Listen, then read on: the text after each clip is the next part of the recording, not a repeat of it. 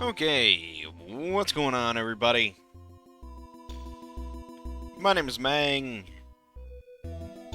Welcome back to Mangg Plays the Best Games of All Time.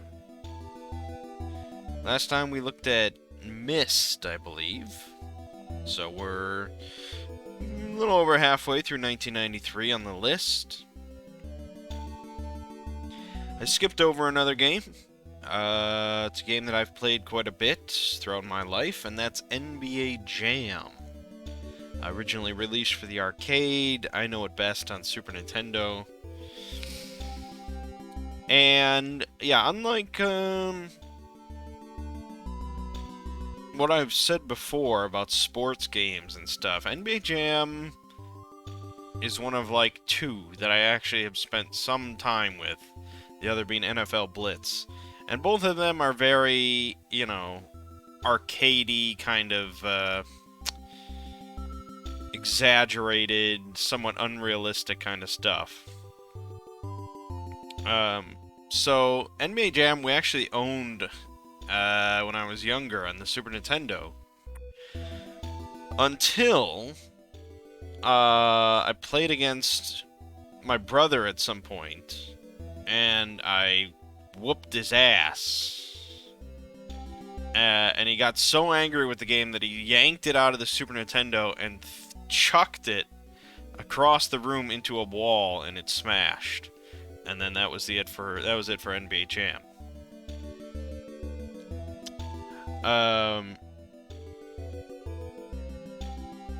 So that was nice. But aside from that,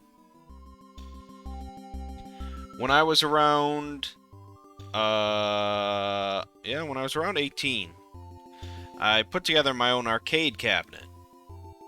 I bought like the shell of a cabinet that had been used for something. I bought it off like Craigslist, and I chucked just like an old Dell computer we had in there, and just like a LCD monitor that we had, and then I bought a bunch of actual like arcade buttons and joysticks and stuff, and I had to like wire them all up and stuff. It was an interesting experience. But it all worked, everything worked. And so, I had a bunch of games on there, and I would have a couple friends come over once in a while. And pretty much every single time I had them come over for like a night of arcade gaming and stuff, we would play a little bit of NBA Jam. And that was just what we always did. Because we were all familiar with it, we all liked it, and it's just a great like pick up and play game. So yeah, I've played a decent amount of NBA Jam in my life.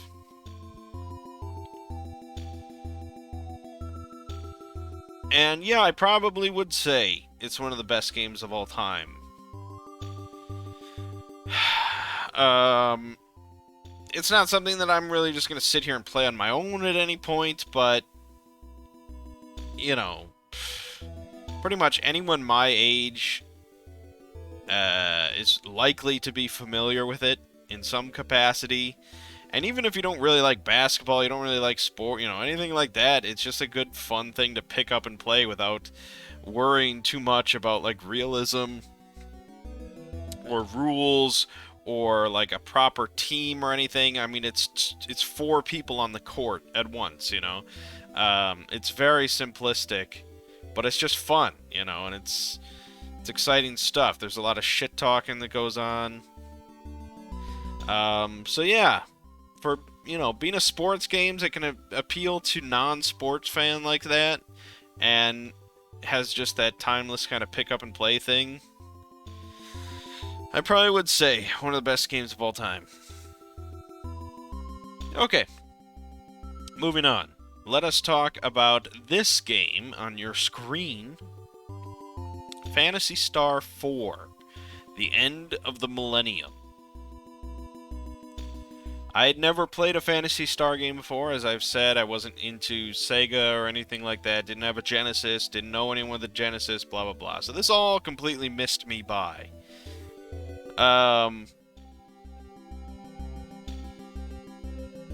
But Phantasy Star is a series of role-playing games that I would sort of, yeah, I would say is like sci-fi fantasy or science fantasy, if you will. There's definitely plenty of elements of science fiction in there. You know, AI and spaceships and computers and guns and, you know, lasers and, you know, all sorts of stuff like that. But then there's also swords and shields and magic, you know, and things like that. So it's a very interesting blend of the two, which was pretty unique for the time. I mean, 80s, 90s, pretty much everything was just fantasy. Especially in the RPG world. Final Fantasy, Dragon Quest, Breath of Fire, Lufia, you know, pretty much everything was just straight up fantasy. Chrono Trigger would delve a bit more into, like, combining tech and magic and stuff. But yeah, Phantasy Star was pretty unique. The first one came out in Japan in '87 for the Master System. So Phantasy Star 4, I believe, is the only one on the list of this series, which is good. I mean, if you look at the other games that I listed off, there's only one Dragon Quest on the list, and that's a very well-known series. I mean, obviously there's multiple Final Fantasies, but there's no Breath of Fire. There's no Lufia games. There's Chrono Trigger, of course, because how could it not be? But yeah, I mean, one game in a series that's not that well known is not too terrible. So Phantasy Star 4 was 1993. It actually came to the US and Europe in 95. Little slow on that. But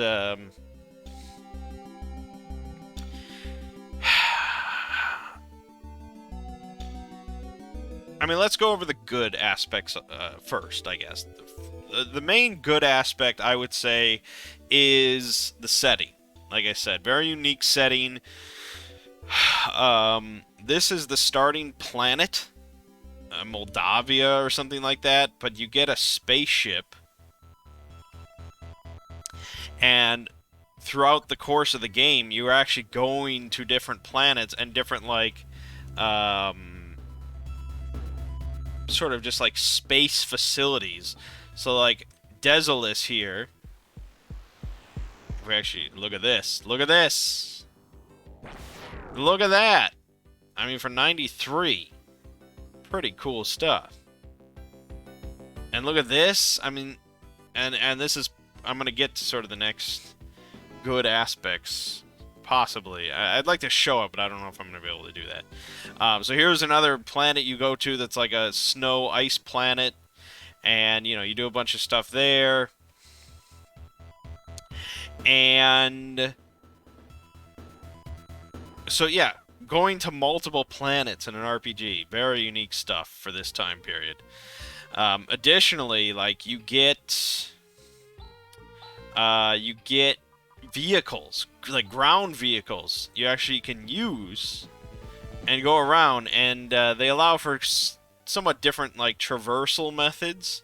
So, like, on this planet, you get the ice digger, and this lets you sort of smash through ice walls that, like, right here. So you can't pass this until you get your ice digger, so that's cool. But even more cool, while you're in the vehicle and you get into combat, you use the vehicle in combat with its own, like, special abilities, like napalm and stuff.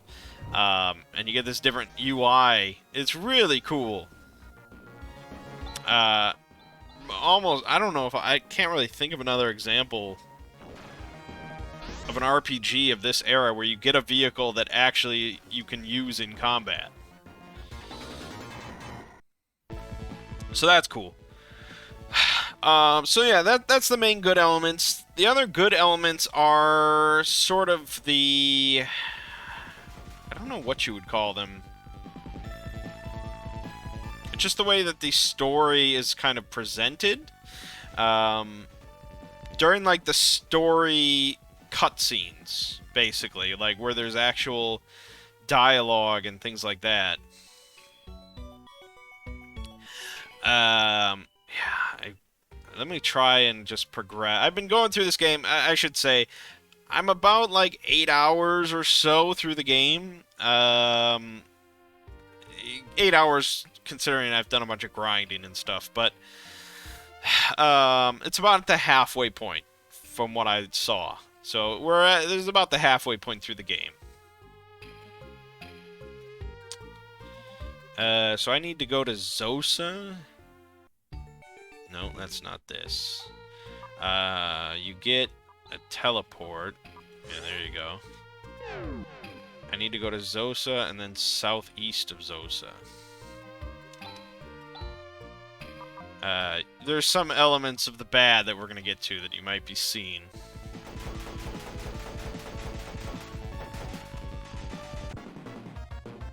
Alright, we're just going to fast forward through this stuff. The nice thing about the vehicle is, like, it regenerates after every fight. So, you don't get as much XP for your characters for doing these battles as you would just normally fighting them. But it's not terrible. Okay, did I just really miss where I'm supposed to go? Southeast? Okay. Maybe more on the east? Yeah, just doing a little fast forward there, you know.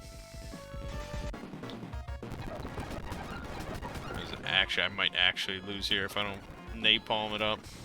I still died. Great! I wonder when I last saved.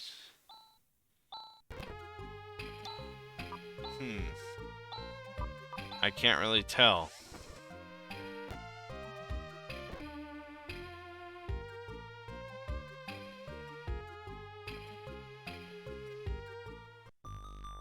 This is good. Okay.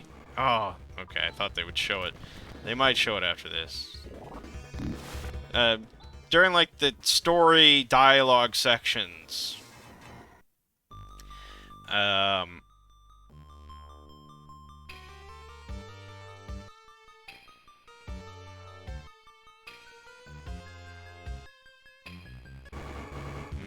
No, okay, there's nothing dialogue here. So now we need to go southeast from Reschel to find the Parmanian town of Mies. Of course.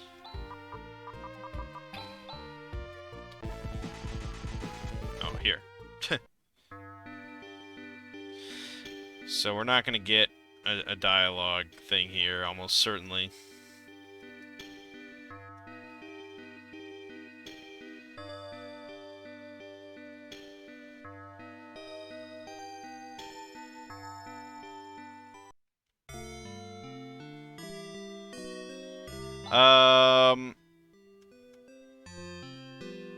I guess I could talk about some other good aspects while we're progressing here.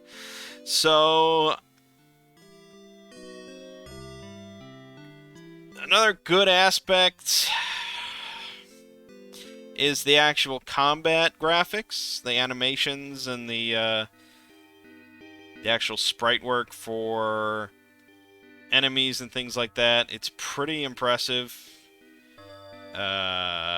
You saw a little bit of that, but I was fast forwarding. So I will show you in a bit more detail next time we get into a fight. I'm not crazy about the graphics out of combat. They're fine. I mean, they're workable. I guess I'm just so used to the more, like, chibi style of, like, Final Fantasy. But it's perfectly fine.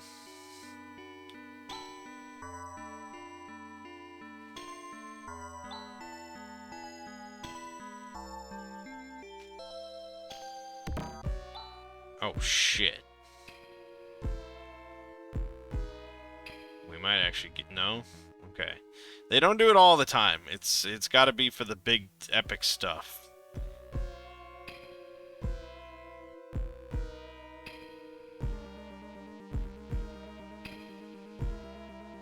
The Black Energy Wave.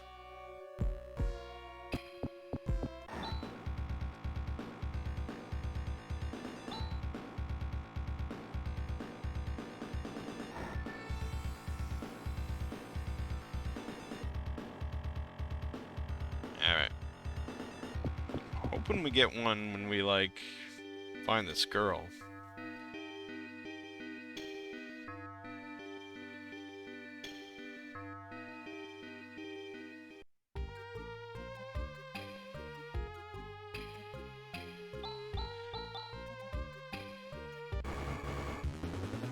Alright, so, yeah, this is the battle UI. So you can have up to 5 in your party at once, and they show up there at the bottom. And then when you go to order them around, you know, each one shows up, like, above their little name box, so you know who you're commanding. So yeah, you've got the basic attack, then you have spells, technically. They're called techniques in this game, because they're not meant to be actual magic, although some characters have access to actual magic, so I don't really know how it works. But sure, techniques. And these cost TP, which is essentially just like MP. They just wanted to change names. And that's sort of indicative of the real problem, which is what you're looking at right now. Now, if I showed you a spell list from Final Fantasy IV, you probably would have a decent idea what any given spell would do, right? Not so on Phantasy Star. I mean, if you had any fucking... take your fucking guesses of what Rever, Gizon, Bros, and Githu does. Just take your fucking guesses on these spells right here. I'll give you a second. I actually have to look one of them up because I don't even remember. Alright, so Rever is your revive. This will revive an ally. Gizon is a spell that does physical damage to all enemies, and it's the upgraded form of the Zon spell. Bros has a chance to instantly kill all enemies. It's like a break spell or something. And then Githu is light damage, so the light element damage to a single enemy. And it's the upgraded form of not Thu, as you might expect, but Su. And then here's another list. Now, Anti, you might be able to guess, is actually Antidote, which it is. I mean, that's pretty impressive. Zon, you already know, is the downgraded form of Gizon. How about Gi-Rez and Rimpa? Well, you can probably guess that Gi is like the upgraded form, so whatever Rez is, Gi-Rez is just bigger. Rez, of course, is not Resurrect, because that's Rever. Rez is actually the basic single-target heal, so Gi-Rez is like Cura. Then you have Rimpa, which, your guess is as good as anybody's. That cures paralysis on an ally. Yeah, there you go. And that's that. All the spells are like that. All the fucking spells are like that. You've got your basic fire damage spell is Foy. Then you have Gi Foy and Na Foy as its upgraded forms. Basic ice damage is Wat, Gi Wat, Na Wat. But then yeah, you have Su as the light one, lightning. Githu, Nathu. Zon is your AoE. Gizon, Nazon. I mean, that's all. As long as you know the base form, it's, you know, understandable. Then you have Gra, which is gravity damage to everybody. Gigra and Nagra. And then you have Megid, which is just the big ultimate AoE. You know, so all the damaging spells are somewhat understandable. But then you get into the status spells, and that's just fucking... You're never going to remember that shit. Bros is the instant kill. Vol is an instant kill to one target. Savol is the instant kill to all target, but of a different element than Bros. Galoon is minus attack to all enemies. Doran is minus agility to all enemies. Seals is silence on all enemies. And Rimmet is paralysis on enemies. Okay. Now for support techniques, you have the 2 heals, Res and Sar, for single target and AoE. And then you have Gi-Res, Gi-Sar, Na-Res, Na-Sar. Okay. Shift, however, that's plus attack to one ally. Saner is plus agility to all allies. Daebon is plus defense to all allies. Arrows is removing sleep from all allies. And then you have the 2 teleport spells, Ryuka and Hinas. One takes you out of a dungeon, one takes you to a different town. Yeah. So that's all the spells. I hope you can remember all that, because otherwise you have to play like I did with a list up on another window for the entire game. Great! So that's spells. Then you have skills. Skills are thankfully much clearer on what they are likely to do, because they just have normal names.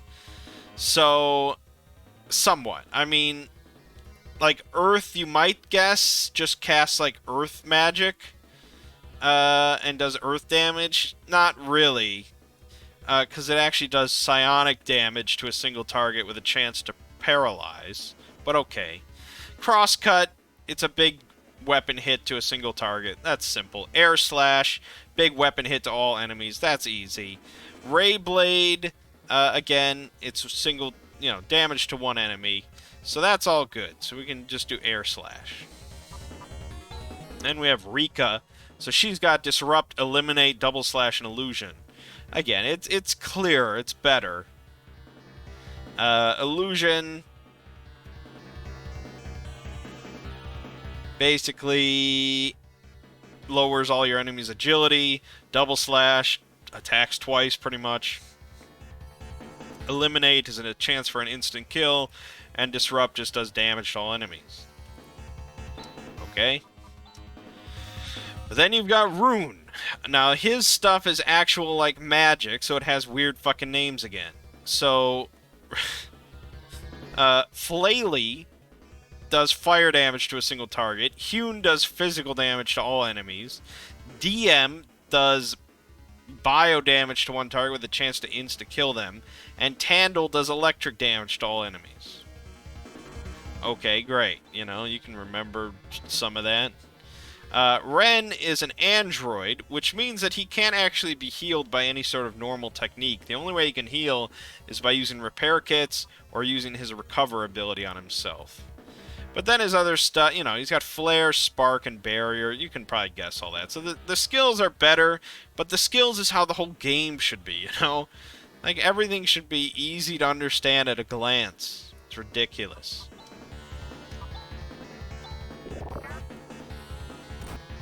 But yeah, the good parts, like I said, all the animations and the sprite work, it's all awesome. For the time. Like, really, in combat, pretty much puts Final Fantasy IV to shame, I would say. Very nice stuff.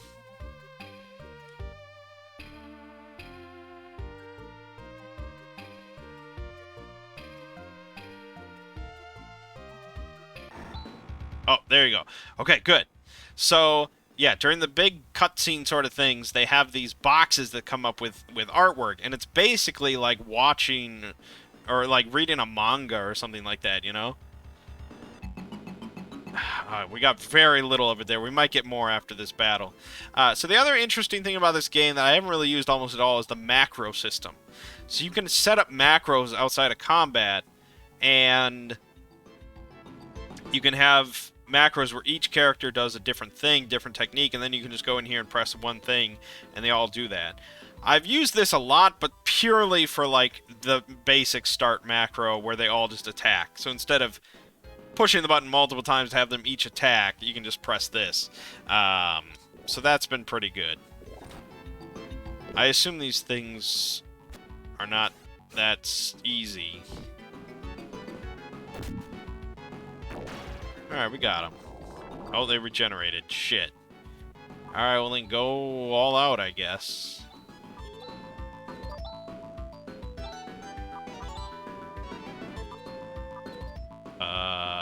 Handle?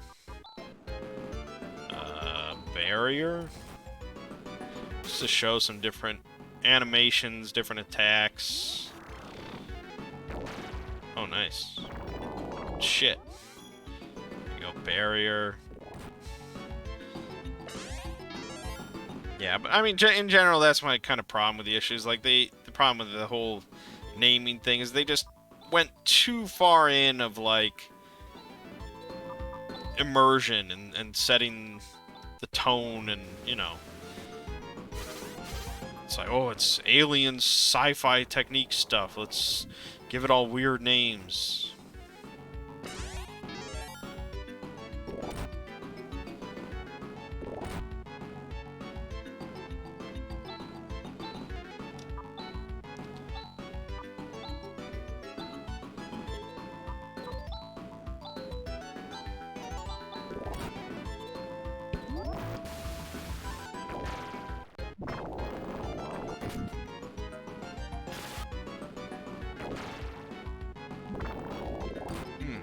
Seems like kind of an issue. Huh. Now he should have... No, he doesn't. He doesn't have heals. So, we don't want to do that. Does she have... Okay, she has Gisar.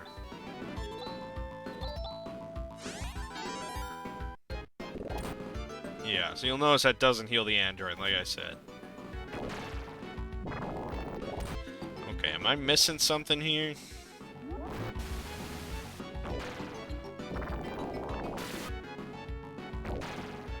Okay, apparently we have to retreat. Go figure. Alright, yeah, there. More of it.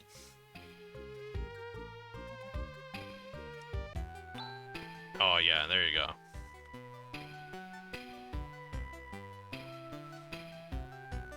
So, I mean, yeah, this is really, really awesome for, like, telling a story and just, like, showing off more that rather than just having, like, Cecil and Rosa talking to each other, you know, and just staring at each other. Like, you actually have images that you would see in, like, a manga, or if you were watching an anime, or, you know, you'd see it.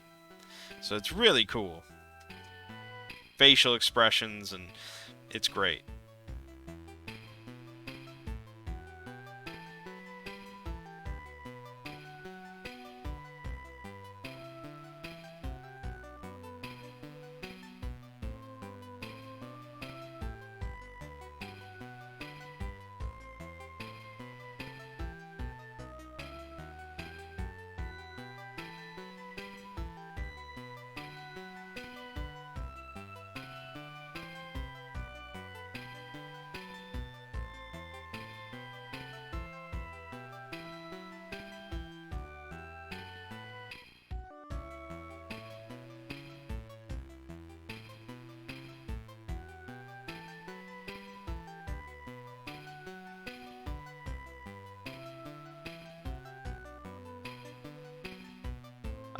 Yeah, so another downside, I guess I would say, is just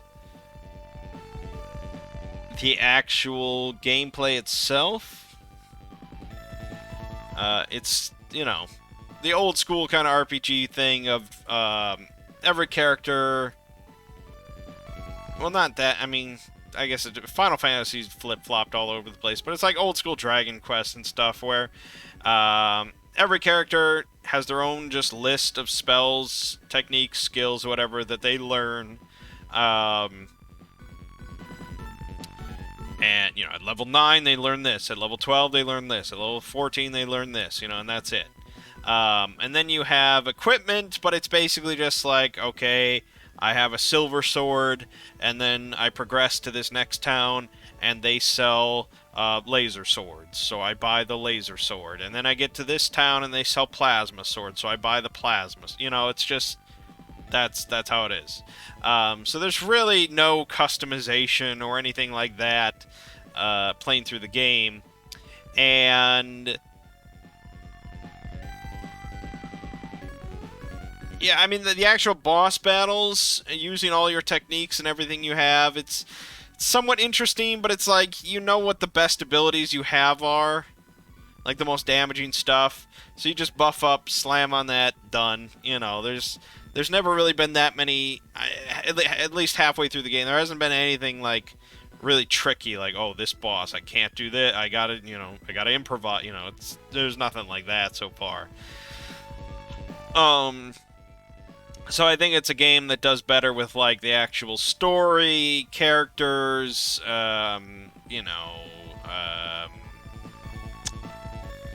like the cutscenes, dialogue, things like that, rather than the actual gameplay.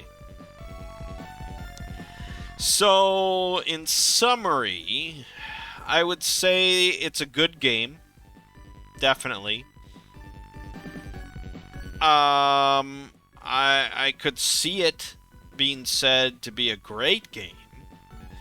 For this time period, this genre, if you're into classic RPGs, yeah, you should probably play it.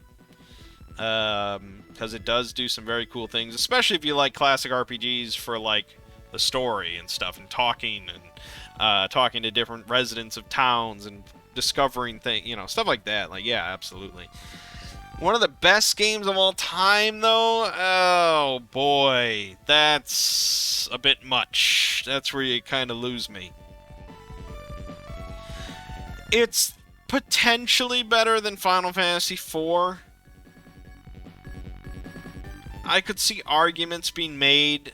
I think both have kind of their pros and cons. And I'm trying to not just think of nostalgia for Final Fantasy IV, so I could see arguments for why it's better than Final Fantasy IV.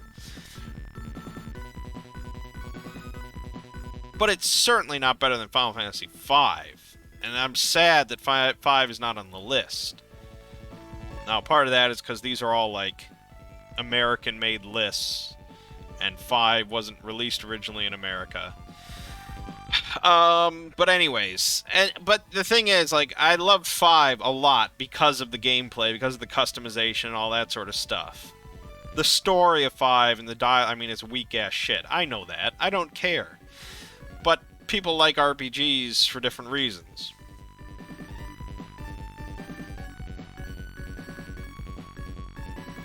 So if someone came up to me and said, I would say Phantasy Star 4 is one of the best games of all time, and they, talked about it, I'd be like, yeah, I wouldn't say this guy's off his fucking rocker, But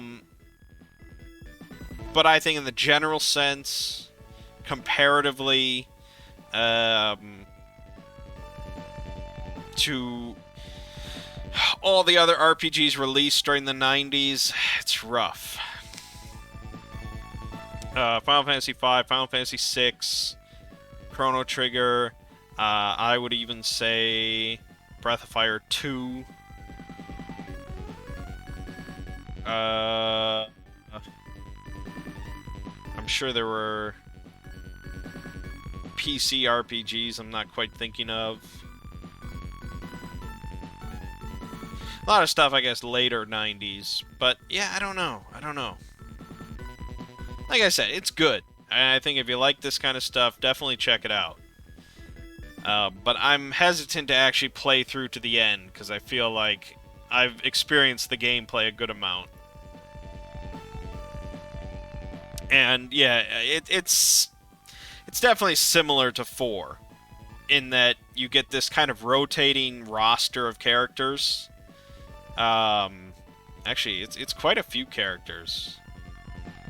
Let's see, the total number of characters is 11.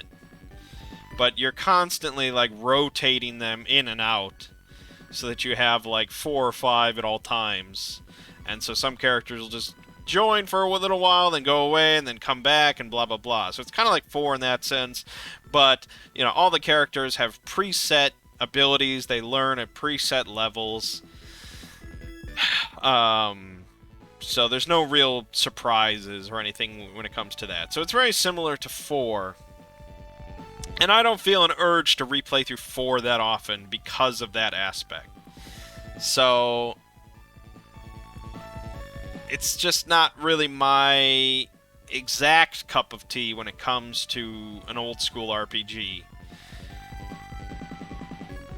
But it's got a lot of good stuff going for it, and I'm surprised that it's not talked about as much. I think if this had been on the Super Nintendo, it probably would be talked about more. But, you know, them's the breaks. So that's that. That's where I'm leaving at it. I'm not really shitting on it or anything like that. I just don't think it's quite one of the best games of all time. But I could potentially see the argument.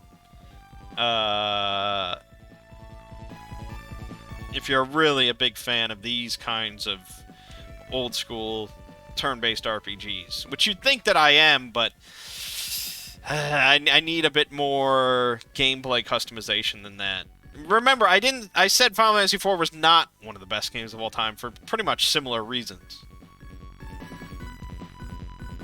But alright, that'll do it. My name is Mangg. This has been Mangg Plays the Best Games of All Time with Phantasy Star 4. I'll see you fine folks next time.